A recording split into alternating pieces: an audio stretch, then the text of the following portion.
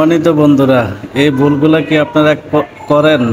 কি কি ভুল সেটাই আজকে ভিডিওর মাধ্যমে আপনাদেরকে তুলে ধরা হবে।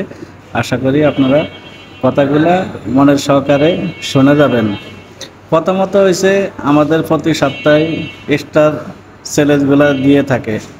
সপ্তাহে যে চ্যালেঞ্জগুলা দিয়ে থাকে, এখানে কারো ফলোয়ার 50 জন বা কারো 25 জন, কারো 20 জন বা কারো 10 জন, মানে সেটা আইডির বয়স হিসাব করে, বা এখানে রিল ভিডিও কারো 5টা 7টা 10টা বা 15টা দেয়।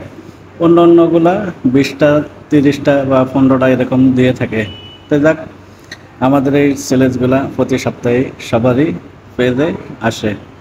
তো এই জায়গাতে আমাদের আসেন প্রতি সপ্তাহে যারা স্টার সেট আপ পেয়েছে বা কন্টেন্ট মডারেশন পেয়েছে, সবাইকে টার্গেট দেয় 100 স্টারের। প্রতি সপ্তাহে টার্গেটগুলো দিয়ে থাকে। সেই টার্গেটগুলো পূরণ করার জন্য আমরা কি করি? সবাই মিলে আমরা যারা স্টার সেনকারী আছি তাদের ভিডিওগুলো সারাদিন শেয়ার দেই, তাদের লাইভগুলা শেয়ার দেই, তাদের লাইভে লাইভ করে থাকি। আমরা এখানে যে আমাদের মারাত্মক ধরনের একটা যে ভুল হয়, সেই ভুলটা আপনার আইডিটা যে আপনি যে ক্ষতি করেন, সেটা কি আপনি কি কখনো কি ভেবে চিনতে কি দেখছেন?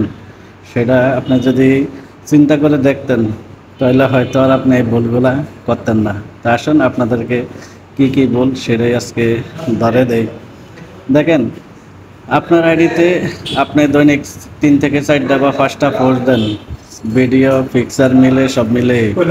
তারপরেও দেখা গেছে এই পোস্টগুলো আপনারা দিয়ে থাকেন, দিয়ে থাকার পরে আপনারা 4 থেকে 5টা বা পোস্ট দেন। সেই জায়গাতে আপনারা যারা যারা স্টার সেনকারী আপনাদের আছে বা পরিচিত যারা প্রতিদিনিক আপনাদের স্টার দেয়, তাদের ভিডিওগুলো আপনারা শেয়ার দেন। শেয়ার দিয়ে আপনারা আবার ভিডিওগুলো ডিলিট করে দেন।